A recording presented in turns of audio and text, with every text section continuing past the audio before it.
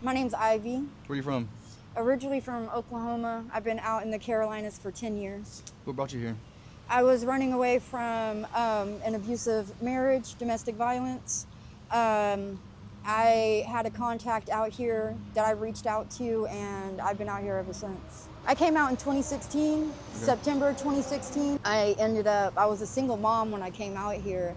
I ended up meeting someone. I had another child, and that's how I got out here to Charlotte. I moved in with him, and I was living with him for 3 years.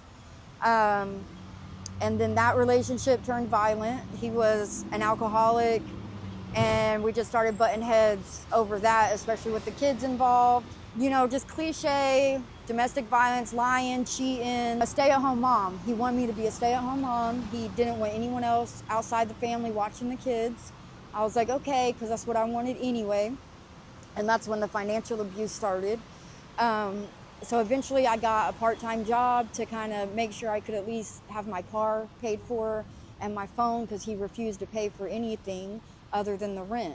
So when I discovered the cheating after I had my son, I left. I went back home to Oklahoma for 3 months. So I had no choice but to come back so that I could go to court and fight it. And I had nowhere to go but to my ex. So I went back with my ex, be in the relationship with him. But it was just the same thing. Once he got comfortable that I wasn't gonna leave, he just started doing the same things. And he told me to take my daughter, because at that point, he was just making sure that he was making her feel uncomfortable as possible so that she wouldn't want to live there, because it wasn't his daughter. I didn't come back at the time he wanted me to. That made him mad. And then he was giving me silent treatment all the next day. Kept our son, who was only 2, outside in the heat all day trying to prove a point, since I kept my daughter out all day, even though it's exactly what he told us to do. And then what set everything off after like just these 2 days of building up with the passive aggressiveness, and my ex started screaming at her, "Get the fuck away from the door, you don't answer the fucking door, only adults do that. Because why are you talking to my daughter that way?" And her dad on the other side heard the way she was being spoken to. Now I was made aware after the fact, because I went back to my room after he got her and left. And I guess he had called him on the phone and was checking him on how he spoke to our daughter. And that is what set my ex off. And he comes into the room, "I'm so sick of you, I'm so sick of your baby daddy, I'm gonna shoot you, I'm gonna shoot your baby daddy." Like, just going off. And at this point, when they get like that, you just gotta ignore them. Ignore. So that's what I did. I go to the bathroom, I'm ignoring him. He's standing outside the door, still talking his trash. Until finally I'm just like, "Shut the fuck up, you sound stupid, shut the fuck up." We go out, he follows me into the living room and still talking his trash. "What are you gonna do? What are you gonna do? What are you gonna do?" I go to move around him to just step away, because something just told me it was a setup. And I said, "Don't touch him, do not put your hands on him." So I go around him and he shoves me down on the couch. He gets on top of me, he's choking me, saying he's gonna kill me, which is the only thing I did at that point to put hands on him. Let go of my hair, stop choking me and I'll let go of your hair, right? Mm-hmm. And so he used a self-defense tactic that I taught him, right? Someone has you, you grab their thumb, they can't hold on to you. I could no longer hold his hair.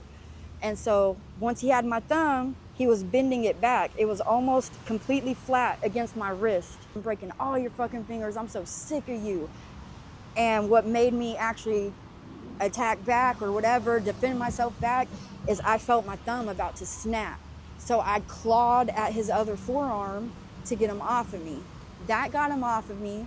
I jumped up, I got my keys, I got my purse, I got in the car. I went to his parents' house for help, because when he gets like that, his mom usually comes over and calms him down so nobody has to call the cops.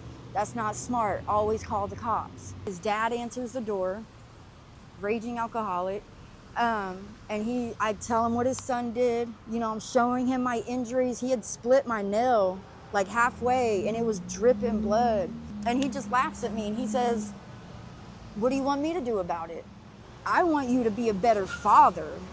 And he spits in my face So I spit on his big old fat beer belly.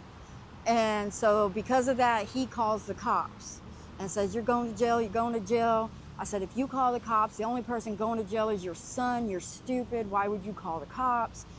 So where I'm from, if the victim leaves, there's no one to make a statement, no one gets arrested.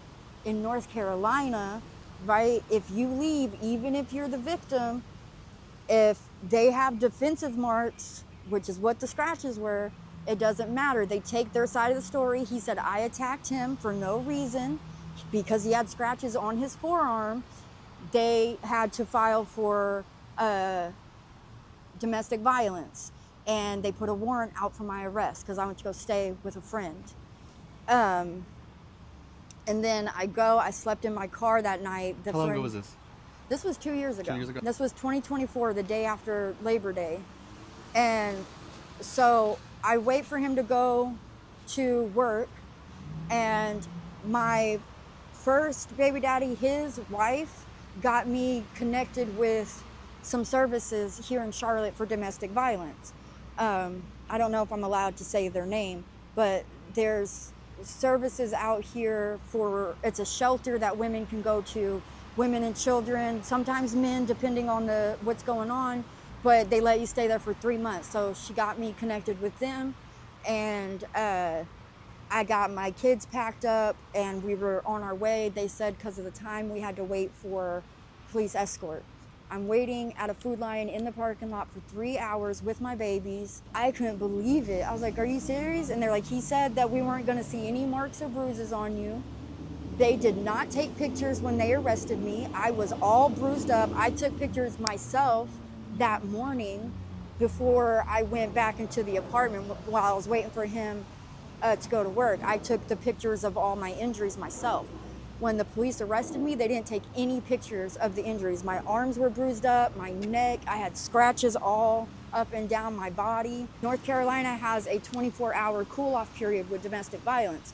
So you automatically have to go to jail for at least 24 hours. So I was in jail. First time, never been arrested, no record, never done anything more than like a traffic ticket, right? Here I am sitting in jail for what somebody else did to me. And so I get out, I'm able to go to the shelter. I was there for 3 months. I found a job while I was there, but I ran out of time.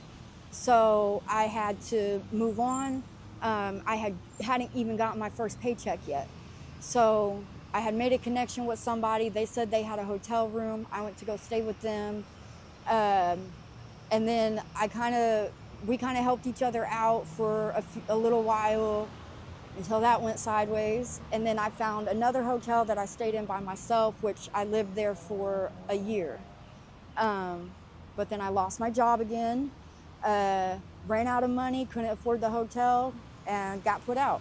So right now I'm actually just trying to get my phone cut on so that I can contact my family and go back home to Oklahoma to the reservation where I'll have access to the resources I need to help bring me up out of poverty and out of homelessness, because they already paid for me to get my CDL. I have that. I just need to get it registered, but things just kind of fell apart last minute here, so I gotta wait till I get home to get it registered and get on a truck and whatnot. Mm-hmm. So that's kind of what led up to the situation. What kind of continued the homelessness was, technically I was working poor for almost 2 years. You know, I had a full-time job, I was making money, but I didn't make 3 times the rent. So Charlotte, most places require 3 times the rent unless it's a dodgy neighborhood. And with their